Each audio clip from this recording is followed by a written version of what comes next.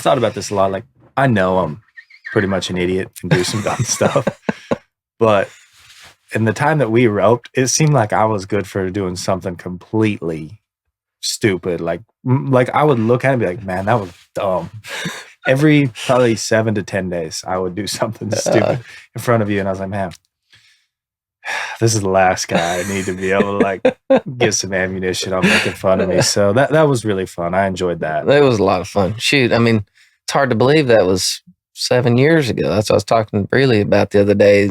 Told her I was coming over here, and it's like, it's hard to believe that was 7 years ago when we roped. It really doesn't seem like it's that long ago, but it was a lot of fun. Shoot, I was green, and still don't have all the answers, but didn't have very many answers back then. And we were both just kind of figuring it out. We had a game plan, 2 guys that were trying to figure out this game of team roping. And I think everybody still is. It's a never ending process, but man, it was a lot of fun. I wouldn't trade the time that we roped for anything. I enjoyed it. Yeah, it was good. I think the one thing like I got out of it pretty fast was like a run a team can make, and how like horses can fit, and how piecing that together. Because I was at the spot where I had older horses, but I really only had the black that could take a lot of runs, but he was pretty weak on the wall and hard to like ride in a lot of situations. But I did notice that when I got to him behind, with your hill horse behind, it was like, it kind of changed our run completely. Yeah.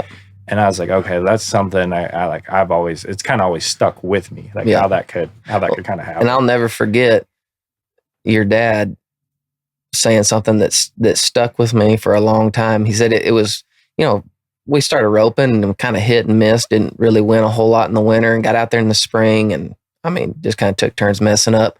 But then we got on a roll, and your dad said something. He said it's nice to see it on paper. You think you can hang, you can hang, but whenever you start seeing your name in the results, and that was the most I had ever won. Whenever me and you started clicking at the pro rodeos, we started winning.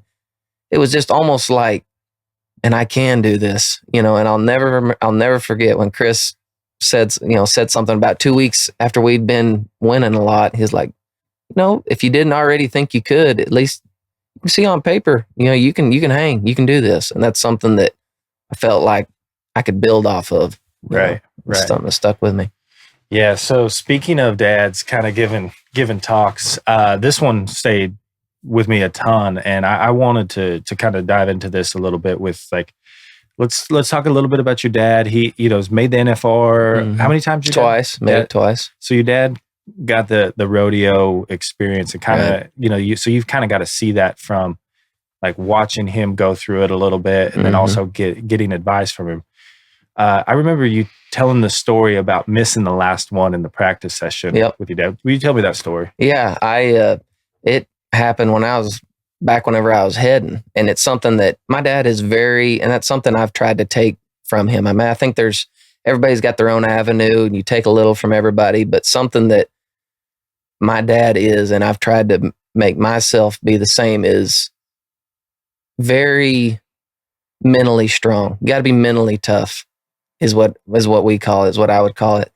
And practicing, and you got to run lots of steers to get a feel for everything. But one time we were roping when I was young. I bet I was 10, 12 years old, and it stuck with me ever since. We were practicing and, had a pretty good day or whatever, was roping pretty good. And I missed the last one. We're going to rope the last one and be done. And I missed the last one. And I said, man, let's bring him back up. I don't want to end on a miss. And he stopped right there, and he said, and it's something I still go by today. He said, if you're wanting to work, if your horse needs the run or you need to show something as far as your horse, that's fine. But if you're wanting to come back and rope that steer just for your confidence, wanting to end on a catch, you're not mentally tough enough. If you can't miss the last one and know that without a doubt you're going to catch the next one, you shouldn't have to have caught the last one to believe in your mind that you can catch the next one. And that's something that stuck with me. I've gotten a lot of looks from a lot of partners over the years. I missed the last one or whatever, and guys, but hey, you want to bring them back? And if my horse felt good and everything, no, I shouldn't have to bring him back and rope another one just to be able to sleep that night. Because if you can't be any more mentally tough than that, then you're not ready to go to the roping or go, or try to make a living doing this. Well, and just to be able to adopt that in rodeo, it's a huge thing to have that throughout a whole career, or a whole summer, to understand that, because it's going to happen. You're going to have a lot of steers that you're going to want back. Yep. But you've got 12-hour drives that you get to kind of think about them. And so to take those the right way, it's very similar to doing that in the practice pen. And I'll be honest, I don't think we were roping at the time when you had told me this story, but ever since then, I thought about it even more. I was like, well, when I'm practicing and I miss a steer, I kind of want to forget about the misses and go run a lot. But then I'm like, well, what's going to teach me more, missing or catching? And I kind of go the opposite way. I'm like, don't sleep on these misses. Like, be okay with missing in the practice pen. Don't ever want it. I don't want it to happen. Right. But when they do happen, I'm like, all right, this was good. Why did I miss this steer? Is this something? And I can kind of address certain things and make little tweaks. And I felt like that has really allowed me to kind of just that same philosophy as far as like a failure or a miss at the time, and really being able to turn it into, all right, how do we correct it? Yeah. How do we know that we're going to get the next one? Yeah. And that's the thing. I mean, don't get me wrong. There's something to be learned from when you miss, but to have that mindset of being having to catch the last one to feel good enough to be able to catch the next one, that's the wrong mindset. And that's something that I've took on. And if people come do lessons with me or anything like that's something that I tell them. That's something I tell myself all the time is, you know how to catch, you knew what you did wrong. Let it be that. I mean, there's no point in putting more into it, and having to be ending on a catch to feel like you can catch the next one. Well, and it just goes to show you, it doesn't matter how good you've been roping or how bad you've been roping. That doesn't affect the next one. Yeah. I mean, doesn't matter how good you've roped that day or how many you've missed that week at all the rodeos. That next run, that has no bearing on the next one. And so you need to be able to mentally put that behind you and treat this steer for what it is. You're trying to beat this steer in the chute. What you did on the last one, I mean, the steer in the chute don't know what happened the time before. Your horse don't really know what happened the time before. It's all in your head. And so you might as well put that behind you and go on. Well, and I think to be at a high level in competition, you have to be in the moment. You have to be in a reactive state. Yeah. And then I think even for you, you're an aggressive heeler anyways, right? So you're going to want to react more. And so what has kind of helped you kind of become that as far as a heeler and kind of find your own way and your own style, but like trust your reactions, like your muscle memory there? I still remember this. I'll never forget. It was when I was roping with you and we were at Sheridan, Wyoming. I'll never forget. The first one, you spin me a good one on the first one. And I don't remember what happened. I miss or I rope a leg. And I'd always tried to, before then I'd had an approach of not necessarily just catch, but I wanted to catch a lot of steers by 2 feet, and more of the catcher mind frame. And I don't remember, I remember you turned me you turned me a good steer and I was not aggressive enough and I messed up because of it. And I remember riding out the arena telling myself, I'm not doing that anymore. I'm not, if I'm going to make it doing what I had hoped to do my whole life, to rodeo for a living, if I fail, so be it. But I'm going to go down swinging, and not necessarily just throwing, in the turn, no matter what, but having an aggressive approach. And that second round, you spin me another one. We make a great run. We place in the second round on Sheridan on a steer that was a little bit stronger, and I heeled him fast. And I remember from that point in my mind, I mean, I've screwed up a lot and I've messed up being too timid in certain situations, But being an aggressive, looking for a throw in the turn has helped my healing so much more. And I feel like it progressed at a faster rate than it had been just because I had the right mental approach of getting in there, getting to a good spot, looking for a throw. And if it's the first jump, set it down. Where my mind frame before that was kind of more, oh, there was a throw. I'll just wait one more, take one more swing, make sure. And that was just costing me. And I felt like I was spinning my wheels and not getting better at a rate that I needed to. And it's, I still screw up for certain reasons, whether it's being too aggressive or not aggressive in certain situations. But I felt like that day when I rode out in the slack at Sheridan, Wyoming, 2016, Romeo, when I rode out, it's like, I made a decision. I'm not going to be that guy that doesn't make it because he didn't go about it the right way. And for me, it's crazy how everything works better. My horses started working better whenever you start putting them up there in a spot where they have to get on their butt to get around there, to make the turn, to get behind them. Everything started clicking better. And my dad had been trying to tell me that for a long time, but I guess it just took getting it through my thick head, that it took me some time to figure that out on my own. And once I started realizing and putting myself in those situations, it started to click. And I mean, it's not like I went on and made the finals from there on or the next year or nothing like that. I mean, I went several more years before I even made the finals the first time, but I felt like my healing was progressing, but it progressed faster at that point because I had the right mindset. Well, and that foundation of who you want to be as a healer and how it makes sense to you. Because I think that's the other thing as a competitor, you got to, when you throw your rope, it's got to make sense. Yeah. Because you got to be able to live with those misses, right?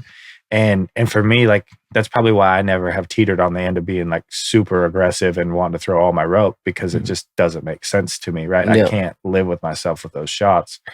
But I think that's understanding your personality, how you want to win, how you want to lose, and then being able to be true to that shot.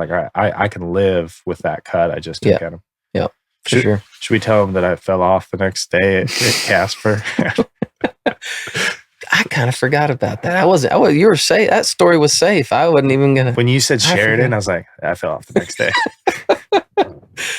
I forgot about that. I thought you were going to talk about whenever you fell off at my house. No, I fell off there. Fell off there too. Scorpion there. Scorpion. Yeah, that's right. Tell you what, I forgot about the Casper one. I was going to see if you brought up the one at my house, but I guess both stories are out there now. I'm sure there's a few more that we'll think about it, but I'll tell the story at Casper because it was kind of a unique feeling, right? I had just started riding the black horse. I'd kind of rode the other one for a little bit. And then it just seemed like the run completely changed for us when I got on this horse. And that day I felt like I spun two of the better steers that I had spun all year for you. I don't think I'd really turned a few in a row or even had many good spins for you at that point. But then the next morning we're at Casper. It's kind of a weird deal. It's like one and a short. Yeah. And we're right at the front. And I see what I think is the start. And this horse of mine can run and those boxes are deep. And everyone yells, yeah. And I head the steer and you heel him. And when I face, I'm like, we just freaking won the round. I know. And then I see plus 10. And I see that and I kind of roll my head back at the same time, because everyone yelled yeah, you're out. And I didn't realize that the rope got stuck underneath my horn. Yeah. And this black, he doesn't like to stay face for very long. He doesn't even really like to pull. Yeah. So he spins his butt back into the rope. And then pretty soon I'm wrapped up in the rope and, he's bucking and I get bucked off easy. It's still to this day, if they buck, I fall off, but I'm wrapped up in the rope enough that I can't get bucked off. Yeah. And I remember it. As soon as I undallied and I see the steer step out of my loop is whenever I see what all's going down. It's like, man, if I could have just realized what was going on and maybe at least held the steer, I think I could have saved you. You should have stayed dallied. It's like, man, as soon as I saw him out of my loop, I looked up and you were on your own. And I mean, I got bucked off decent. Yeah, he did. Horse got jerked down. Caleb was the next team up, Driggers, and he blows through the barrier, runs, and he's going to cut cut my horse free. Well, he like pulls his glove off and he had to borrow a glove because he lost his all the way over. But yeah, that was, it was funny though, because that's like, in a nutshell, that was rodeo. And like, I went from like, I think we just won the round at Casper. That's right. To, oh no, I broke out to win the round and I'm getting bucked off. Yeah, getting bucked off. The highs and the lows. Yeah, that was quite the day. All right. Well, one thing that I think was really unique with your heel horses have been special. And I got a head for Drago at the beginning. Like he was a little bit green when I got to start heading for him. Yeah, very green. And there was a time, which by the way, I couldn't have been any more wrong. I've told you this a lot, but I will say it. I mean, it's obvious, but there was a time I was like, hey, you had another heel horse called Pop Tart. Yeah. And Little Roan. And I was like, hey, I like heading for the other horse better. Yeah. And I think she was just a little further along. Yeah.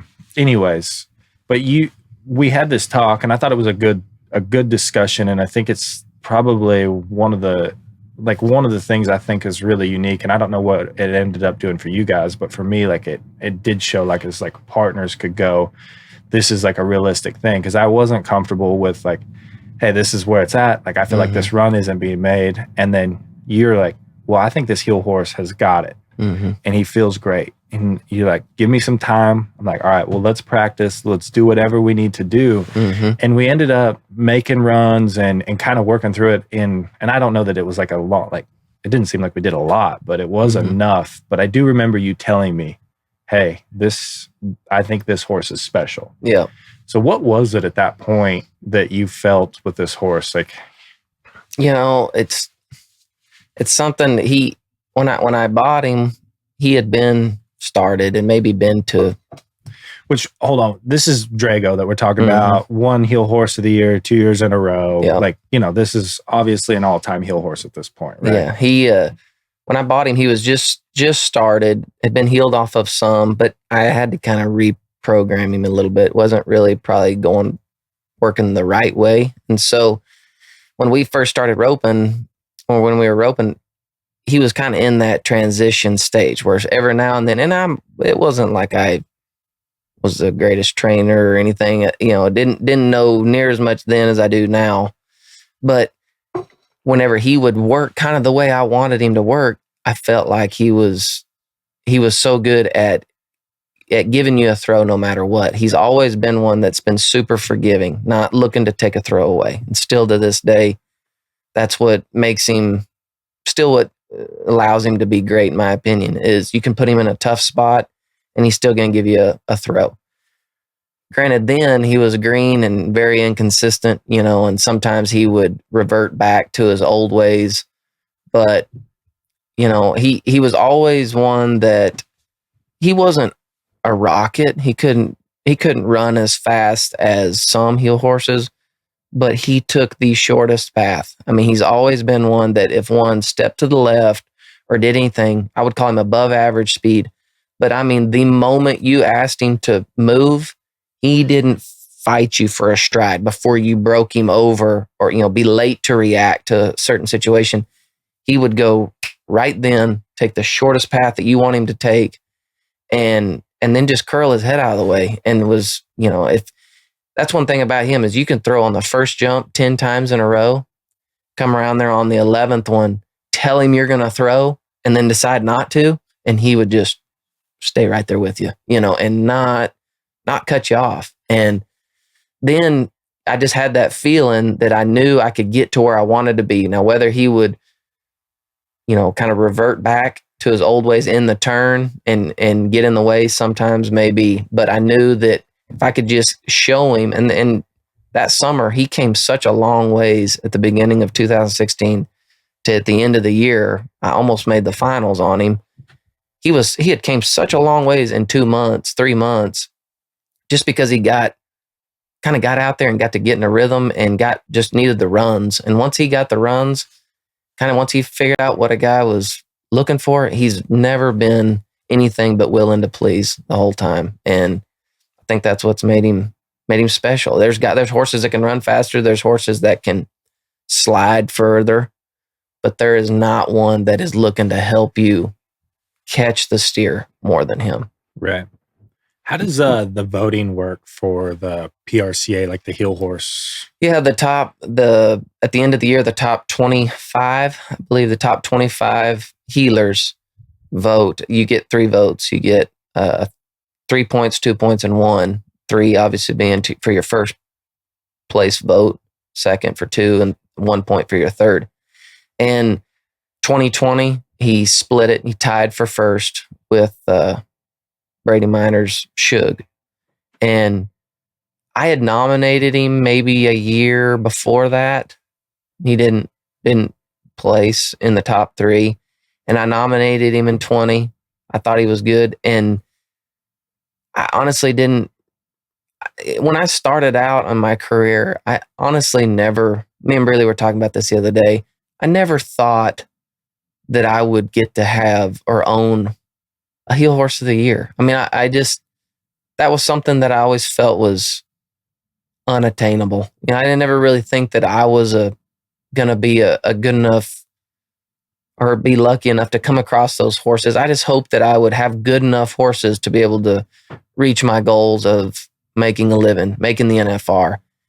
And I think nothing short other than God's plan had a different route for me, you know, and blessed me with Drago. And when I got Drago at the time, I didn't have nothing else. When I bought him, I had sold my horse that I had won the college finals on the day before, sold him to a guy and didn't have anything else. And the very next day, Rusty Hennard, who owned Drago, who I tried to buy Drago for 5 years before that, and he never would sell him, called me and said, I'll let you try him. And that's nothing short than God having a plan. And picked him up, didn't have anything else, went to the Northwest and rode him for Brady Trine in the Northwest. He'd never been nowhere. And I just took him and so anyway, but yeah, they just kind of went on from there. And he won it in 20. The top 25 guys thought that he was the best horse, and he split it with Powder. When that caught me completely off guard. I had nominated him, but I didn't think that I'd win. You know, I just didn't ever really think that was a possibility. And he won it. And then in 21, I roped with Coleman. That was the first year I roped with Coleman, and he was, in my opinion, no different than he had been the last 3 or 4 years. I thought he had been a very good horse up, you know, before that, a couple years before that. And he was lights out. And, you know, even after he had won it in 20, when I nominated him in 21, I don't ever expect, you can't count on stuff like that because there's so many good horses. You know, there's a lot of guys that ride nice horses, and everybody's got their own opinion. And I'm not going to be one that tries to shove my horse in front of people, trying to push him. I just, from the get-go, if I wanted guys, if guys thought he was a good horse, then vote on him. If you didn't think he was one of the top 3, then don't. And I'm 100% fine with it. And I was just very surprised and very happy, obviously, but that he won it in 21, won it outright in 21. And that was awesome. I mean, it was very cool. Very cool. It's one of those things too, like, I think it takes a while for the reputation of the horse to be built up. Yep. And then once they've got that reputation, well, guys kind of watch it a little bit more. Right. And I think that's the other thing that kind of makes it tough too, is like all these guys are voting on it. Well, they might not be up the same as you hardly ever. And it just kind of makes for like this weird situation. But when you do get to like realize, all right, this horse is doing this, and you can kind of start, you get to pay attention. And I realized he was kind of getting more recognized, 19, 20, whenever guys would call you asking to ride him, like if they were, when your guys were flying in and I'm just a nobody. I mean, not that I am somebody now, but I was just a kid out there trying to figure out his way, trying to make the NFR for the first time. And you got guys that have made the finals 6, 8, 10 times that are calling you to ride your horse if they're flying in. That's whenever you realize might be onto something here. Yeah. Might have something that's, that's decent. So, and And there's been a lot of guys that have rode him and a lot of guys have won on him, you know. There's probably nobody that's rode him more than Joseph Harrison. And if Joseph, I mean, we all know Joseph's had some very good horses. I mean, he knows what a good one is. And he says he's one of, you know, that was his pick. I mean, I buddied with him one year, but even other years where we weren't buddying, he would call me, you know, wanting to ride Drago and he had green light to ride him whenever. I still haven't got and now he's hung it up. I don't know if I'm ever going to get my rides back on his horse, but no, that means something when those guys are asking to ride your horse. You know, you probably got something special. Yeah, I'm sure Joseph will pop back up on something that's okay. Yeah, you know? I'll figure out either that or he's gonna have to sell me something for, you know, cheap. Do you a favor. Yeah, do a favor. That's right, buddy. Favor. A little solid there. Uh-huh. So making it healing, I think making it healing is so much harder than to make it heading. Just because you can heal great, like even like you and I. When we roped, I think you healed probably a lot better than what everyone knew, but I had it just okay enough to like keep going rodeoing, right? Like, but it's not like you get to turn in a bunch of times.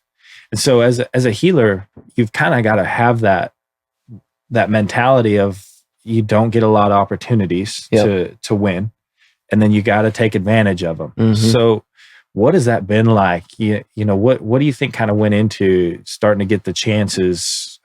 Because Charlie Crawford was kind of the first like mainstream, like guy had made a bunch of NFR like qualifications that you got, right? Yep. So for you, like that journey to get to that spot of going from, hey, you know, you're starting to rodeo and figure it out, and you've got a good horse, and things are going good. But what do you think has got to come into play to kind of get to the kind of breakthrough, or more or less? Yeah, you know, it is a long road. I mean, I bought my card in 2014 and didn't make the finals till 20. So I was 6 years, and not saying that I was good enough to make it when I first started. I didn't rope good enough. But man, I'm not going to lie. There's a lot of nights that I've sat with Breeley because I knew God laid it on my heart that this is what I wanted to do. This is what I wanted to do since I was big enough to even realize what rodeo was. 5, 6 years old, I wanted to make the NFR, and I knew that God had laid it on my heart. But I'm not going to lie. There's been several nights, you know, that you just lay there, you're thinking, I don't feel like I'm making any progress. Not necessarily in the partner department, but just you're roping. It's like, man, you just feel like you're spinning your wheels, you know, and I know as cliche as it sounds, but if you want something bad enough and you work at it and you go about it the right way and not be a knucklehead, you know, if you're a guy that tends to your business and tries to handle yourself in the right way, stay on top of your business and work at your roping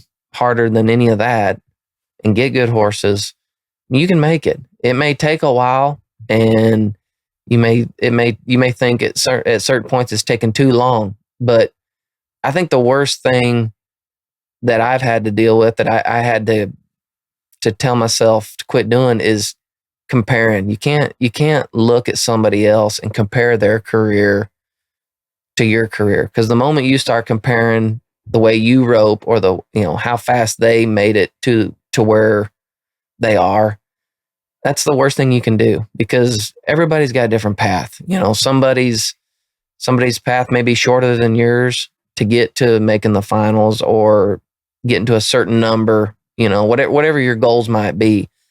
But if you start comparing, that's doing nothing but hurting yourself, in my opinion. And that's something I struggled with for a while, you know. And you look at guys that started the same time as you and were having much more earlier success than I was.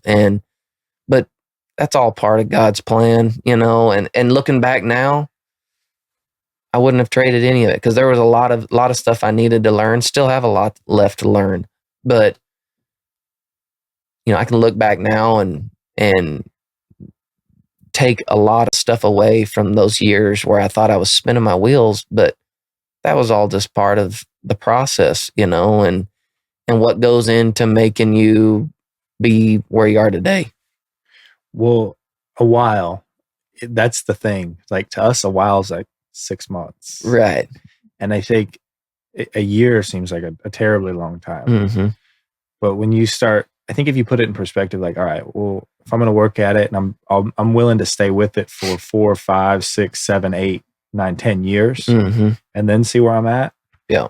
Then I think it kind of puts things, it makes it a little more attainable feeling, and you don't quite have that like pressure, right? Yeah, for sure. Like, Your expectations aren't as, I mean, yeah, you give you realize, I mean, people have to realize that in this sport, this profession, there's so many guys that rope good, that, like you said, it may take a while for you to get your chance, your opportunity, but there's still things that I draw back now on things whenever me and you roped in 2016. I mean, there's still steers that we ran that I can remember that I still draw from to try to help my roping today. And so you can't think that some of those years you're not learning. If you're not learning, then it's not going to help you 5 years later down the road. And that's something that I've tried to, and my wife is very good at, she's helped me with the whole not looking too far ahead, just be in the moment, try to, draw from experiences right now, learn from it, and use that later on down the road. And that's what I've tried to do. And like I said, I haven't had near as good a career or won near as much as a lot of people. But in my journey, what's got me to this point is learning stuff that I learned 7, 8, 9 years ago when I first started. Well, and being like having that process, like I'm willing to learn, try to get better. So that's one thing too that I think is unique about your roping, right? You have your own style, and where you ride your horses and everything. Like it look like it's just when I watch you rope, like it's pretty recognizable to like how you do it, right? So how do you do that as far as like, or how have you tried to attack that as far as making sure that you're adding and learning and adding to your game, but it's your game first, and you're not like trying to be like someone else, right? Because I think that's the issue with healers that like, I'm just going to throw this example out there because I think it happens to quite a few guys. They learn how to catch 2 feet and they get to about a 7 or an 8 healer, and they start to understand how to do it. But then they become like so mechanical or so like someone else that it really takes away from their like muscle memory and their reaction. Right. And I think for you, like you can tell like you're so reactive and you can heal so many different types of steers fast. And I think that's one of the things that's allowed you to do it is you've really been true to like yourself, right? So how have you, how has that kind of came together really? Yeah, I mean, like you said, I feel like I kind of got to that point in my roping where I could catch a lot of steers by 2 feet. And I remember even being back in high school when I was at home, and a lot of guys, and I've got my friends out here that I talk about my roping, a few people that I kind of like to, I feel like my thinking lines up with their thinking on some things, but I probably draw more, maybe it's because I've ran more steers with him than anybody else, but my dad is kind of who I talk to a lot about my roping, and our styles aren't anything the same. I don't really say I rope like him, but he kind of, maybe because he's the one that taught me how to heel, our way of thinking lines up, like as far as position and stuff like that. And so there was points in my career, even back when I was in high school, where I could catch them by 2 feet and could catch a lot. I could catch almost all of them by 2 feet over there on the 4th, 5th jump. And I had that mind frame of just wanting to catch. And at the time I thought he was being, too hard or, kind of a pain in the neck because he was wanting me to step up. But he'd be like, what's the point in following him over there, healing them all on the 4th or 5th jump? You're not going to win nothing over there. If you're already in 8, there's no point if you can catch them all over there. Let's push it a little bit and see if you can't catch. And I just remember him always pushing me and never being content, never having a satisfied mindset, because that just, I think even today in my roping, a guy's got to be looking where he can advance and take the next step. But at this point, I've been doing it long enough that a lot of that muscle memory, my style should be habit, like my style. And And that stuff I don't have to think about anymore as far as my swing and the way that I have my swing. I don't really think about that much. And maybe I should be better at it. But as far as like the way my swing is and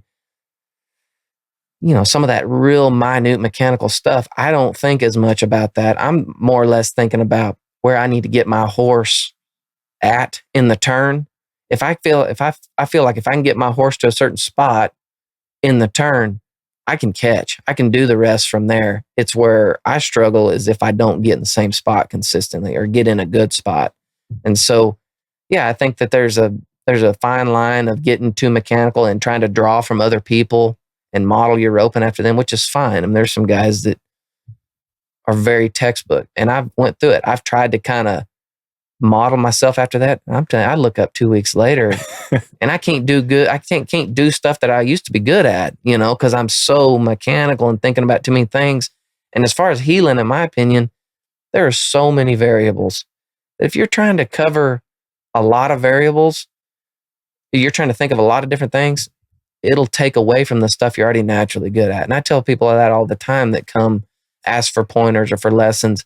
I'll watch them run 10 steers and never say a word just to see kind of what's natural to them, and then pick a few things and be like, all right, this is what we're going to work on, because that other stuff, you already do that pretty good. And so I don't want to break down too much of it, because you get thinking about too many different things and it gets hard to catch. Right. Well, and I think for you too, it kind of puts you in that mindset. Like, was it Super Tuesday that we talked after that high caller a few years ago for Colton? Like, yeah, and I missed. Yeah, I remember just talking to you about like the conversation. Mm-hmm. Like you had high call. Yep. Steer step left. Yep. And then Colton did a good job keeping him off the wall. Yep. But it was one of those runs that he looked like he was going to be pulling him up the wall, and you kind of you said this, but you pressed too hard at that point. Yep.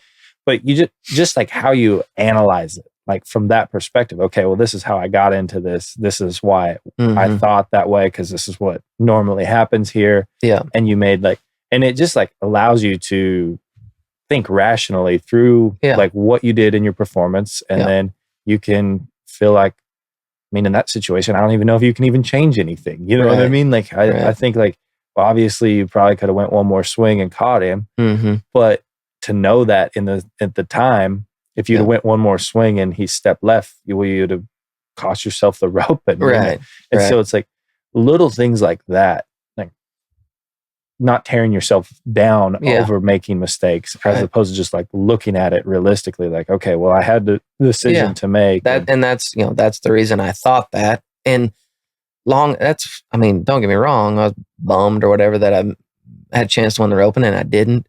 But if you can look at it and it makes sense after the run, you're like, this is the reason I thought this. That's why I went about it. I can live with that.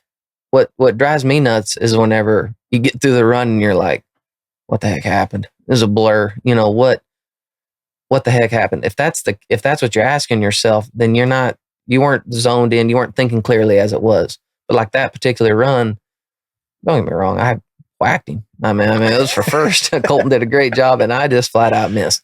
But after the run, before I even watched the video or anything, it's like, this is what I felt. This is why I took that approach, went back and watched the run, and it looked about like it felt. It's like, yeah, I probably should have took another swing. Hindsight's 2020. I mean, I didn't know that at the time it was going to shape up quite like that, and had, I ended up having an extra jump probably to get a throw. I can live with that. I was like, I don't feel like I had the wrong approach. Yeah, I ended up taking the wrong throw, but I felt like I had a plan before that.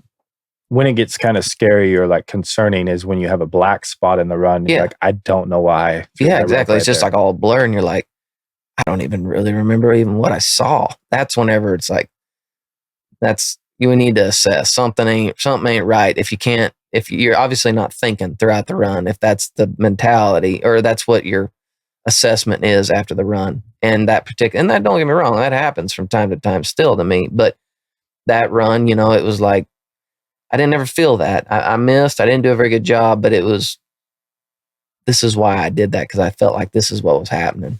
And Right. I just judged wrong. Is there something that you go to like on a regular basis to slow the run down? You know what I mean? Like to kind of recreate that. Like I don't know exactly how to frame that up as far as like what it like mentally it like just feels slow to you. Like you can kind of see everything. Is there something that you kind of go to like with what you feel or where you're trying to ride to that helps that? Yeah, I mean, all the time, even today, whenever I go home and practice, I try to have the same. It's something I think about a lot. If I can get what I call behind the steer, if I can get in a good spot, whether it's jackpotting or rodeo, if I can get square behind the steer, I can catch, and I catch most all of them.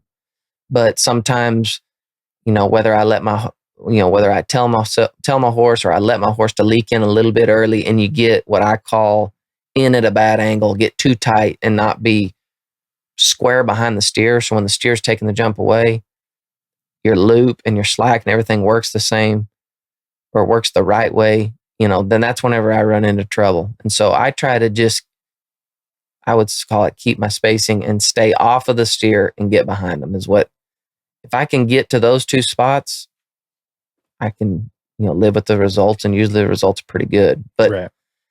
you know, a lot of times, even slipping legs or a lot of that stuff hinges off of, in my opinion, position that you're in. Guys are are real handy with their rope.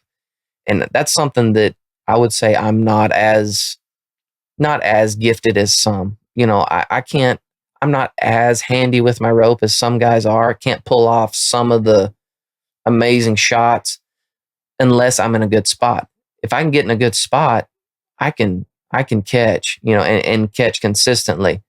But where I think a lot of guys, you know, not necessarily, I mean, there's guys that are really handy, that rope really good, but will miss steers and slip legs on steers, not because of the way that their loop hit down there, but more or less the spot they were in, which made their loop hit that way. And so it's not really a delivery problem, it's a riding problem, which is, my opinion, 90% of the battle. If you can, when you get to our level, I mean, and even at a guy that's still learning how to heel, I tell people all the time, if you can get, obviously there's some things you have to be able to see the timing of the jump to be able to catch consistently. You can't throw when the feet are down. It doesn't matter how good a swing you got. It's not going to work.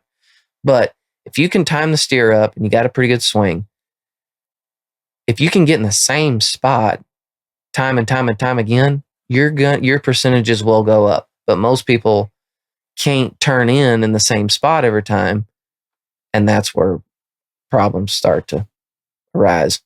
Well, I think there's for anyone that's wanting to really get something out of that good, like I just want to summarize this because I think it's very important to understand. I think a lot of us on the ground can catch the dummy pretty good. Mm-hmm. So the closer we can get that feel Mm-hmm. to where it's on the ground, and for like healing, that's getting to that position, right? And creating and being able to match momentum Mm-hmm. throughout the turn. That's such a big challenge. But if you can start finding those spots, Mm-hmm. that's where you can like really build on it. And, Yeah. and if that's your focus point right there, well, then it makes it pretty easy to be in the moment and be reactive, right? Mm-hmm. Like that's a just kind of a way to find that, especially for someone in those pressure situations or when you really need to lock it in. I think that's Right. that's something to understand. Like, hey, this should be a foundation of what you have, because I think most professional healers, that's what they're gonna say. Yeah. They've got their spot and where they like to put their horses and where they like to heal them. Yeah. And they're just trying to get there. Right. Yeah. All right. So let's talk failure. You know, this is something I constantly bring up throughout podcasts, but I think there's so much to failure, and I think understanding how, like, what it actually does. And to me, it just continues to bring up like failures really help you get to Mm-hmm. the next step. So for you, what was kind of the big, like, hey, I'm not where I want to be, failure at the time, or one of like a big letdown, but maybe turned into something big or helped you down the road? You know, I think it just, I don't know if there was any one big, signature moment. Like I told you that time whenever we were roping, that was a switch where I adjusted my line of thinking. Yeah. But I would say just up until that point, you could look back, and I had been rodeoing for 2 or 3 years, and just hadn't.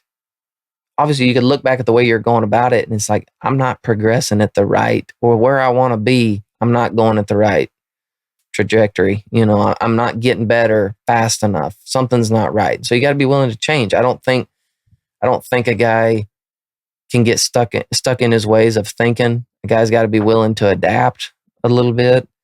Like I said, I don't know if there was ever one big signature moment to where it was an epic failure, because that's something I've tried to,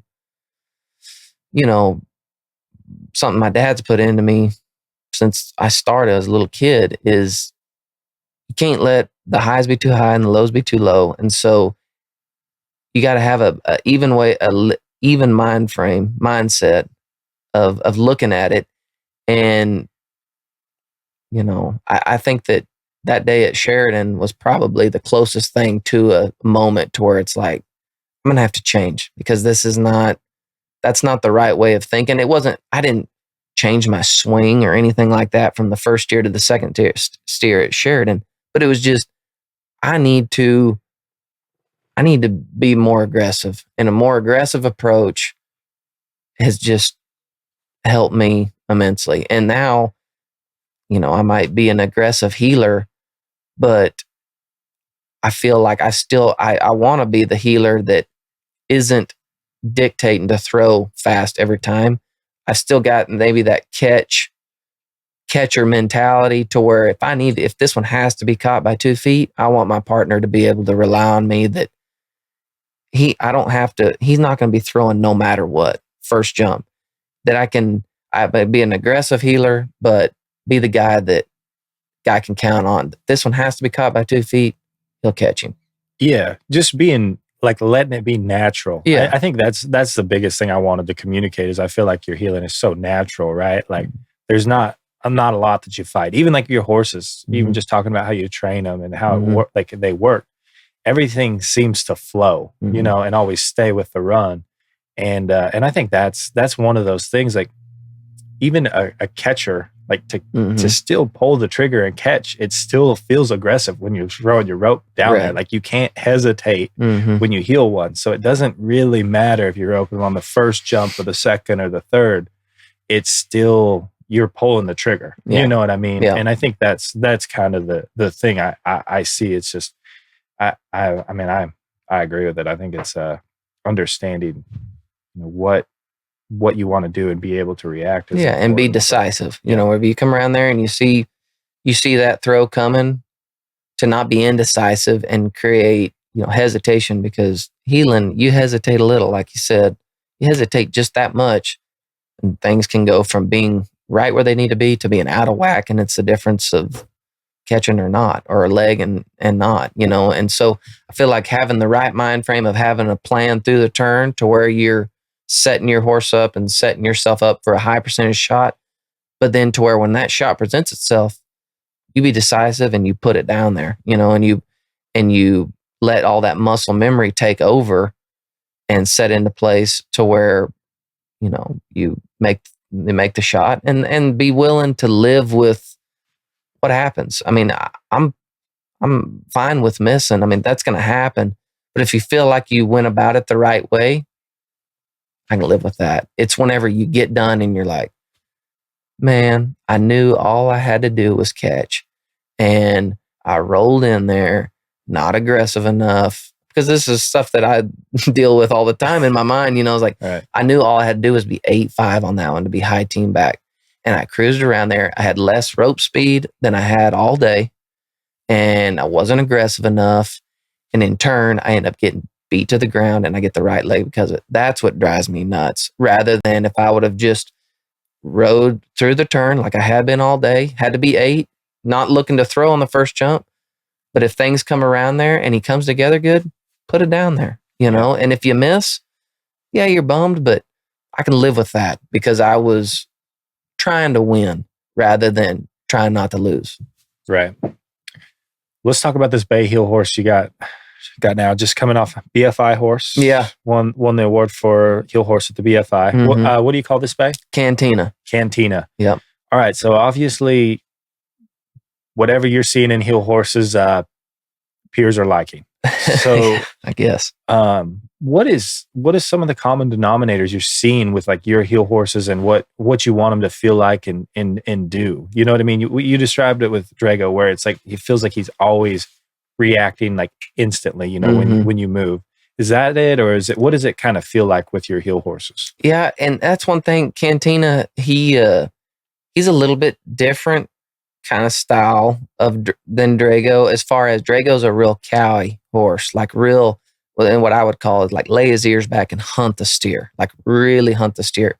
Where Cantina's a little less cowy, maybe especially like while he's been real green, a little more piloting. You know, you've had to kind of pilot him a little bit more, show him where to be, instead of Drago was more of a just, you could kind of let his cow take over and get you to the right spot. But Cantina, he can fly. He can mortally fly. He's the fastest heel horse. Not that I've rode very many, but he's the fastest one I've ever rode. And so you can get to a good spot, and he's got good foot speed. He finds the ground. I would say something that him and Drago do very similar is what I would call is he finds the ground good. So whenever I've rode lots of them, making them or whatever, that you come in there, and if their stride isn't matched up and you put it down, boy, you can catch them out of stride and it feel rough. Get them strung out, and they might have to hit on their front feet one time to get back to their back end.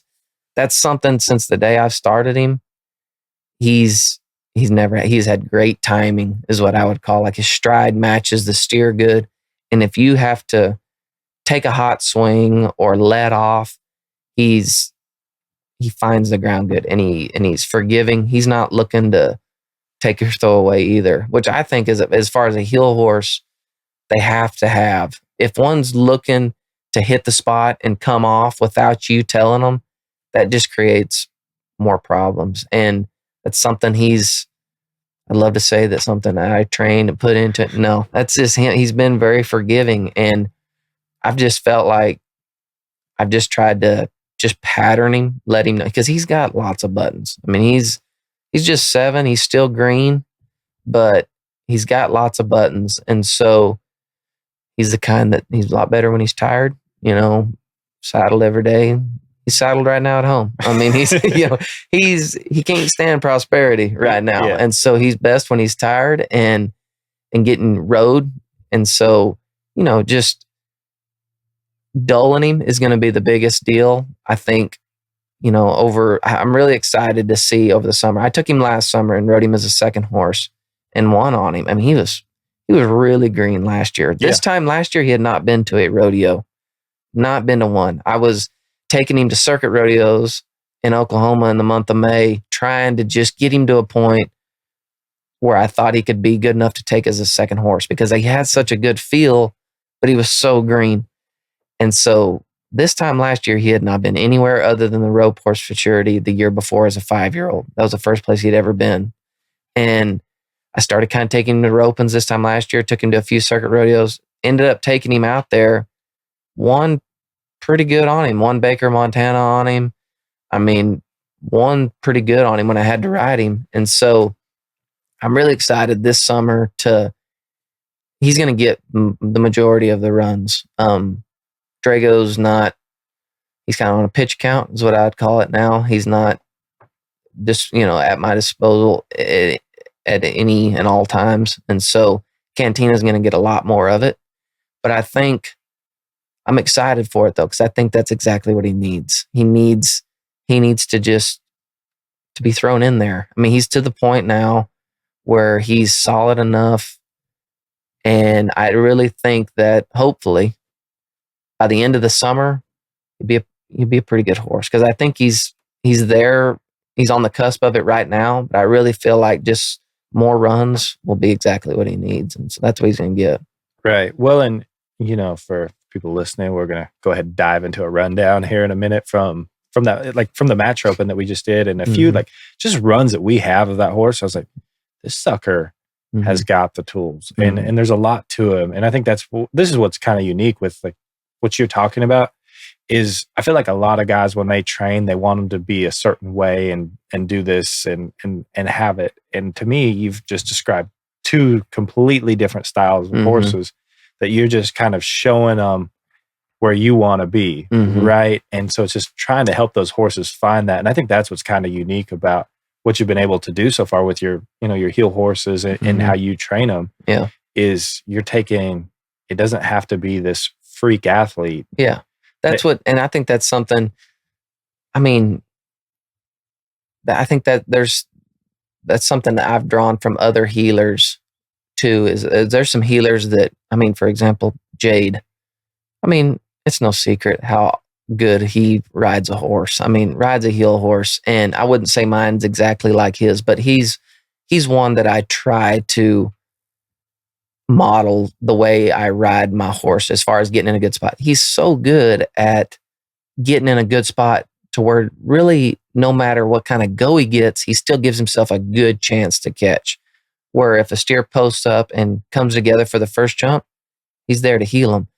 If the turn's a little rougher and it requires another swing, he's put himself in a good enough spot going down the arena to where he's got enough forward momentum to be able to push through that and heel him when the steer's ready to be healed.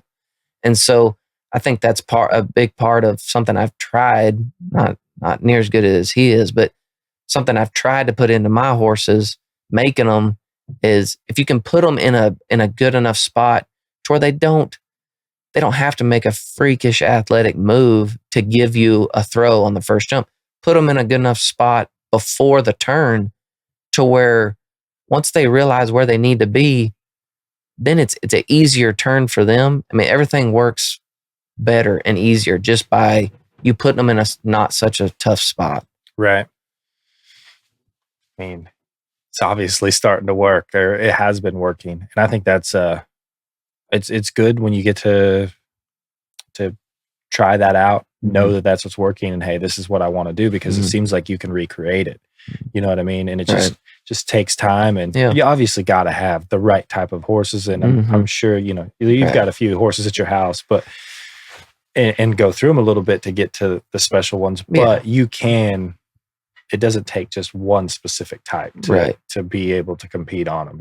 And that's something I'll never forget. A couple of years ago, I was riding around with Corey Petska, and I was riding Drago, and he was like, talking about how good a horse he was and everything. He said that's something that he had to, he had realized. He said, you may have another good horse after Drago, but there'll never be one that works just like him. And so you may have another great one, but they'll be different. And so if you can kind of ride them generally in the same spot, the odds of you being able to find another horse that you can catch on are higher. And so, I mean, he said he's had lots of good horses, but Chumley, he said he's never had another one that felt exactly like him. He's had other really good horses, but every horse is going to be different. And so I'm never going to get exactly Drago again, but I feel like if I can have the right approach as far as making my horses and putting them in certain spots, like you said, you got to have the right kind of horses. They have foot speed and everything, but your career won't just be based off of one horse, not just, when that horse was done, that guy was done, And so that's something that I've not wanted to be my story. I wanted to have a career longer than what Drago lasted, and that's still to be decided, but that's something that I think the best guys with the longest, most successful careers were able to adapt, and that rode the right kind of shape to be able to ride more than one horse. Absolutely. And I think this goes back to, hey, this is why all the losing at the beginning and struggle is really important, so that you don't get the one horse and just get comfortable and not try to be ready, because it is like right now you're set up to keep going, and that's because of the work ethic, and and that's had to have happened over the last 3 or 4 years, and so those are starting to like pay off, and I think that's what helps give the career aspect to the roping, was when you have that mindset of just constantly working at it. For sure, I agree. Logan, you want to add anything else right here before we wrap up this podcast? I guess, thanks for having me. What social media channels do you find yourself most active on? Facebook. You're on Facebook, huh? Facebook and Instagram. MySpace still? You got a MySpace account? It's not as active as it was. But that's something I'm trying to get better at. That's not really something that I've been real comfortable, I guess would be the word with. But, there's so much of the world operates on that now. And so for sponsors and that side of it, that's something that I have gotten better at.